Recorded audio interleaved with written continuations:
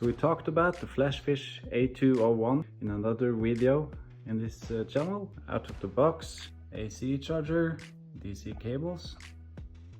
If you're looking for a way to charge from solar, you can either buy the solar panels from FlashFish, plug directly into the unit, or if you're like me and you dipped your toe into the solar power pond, you probably bought something like this.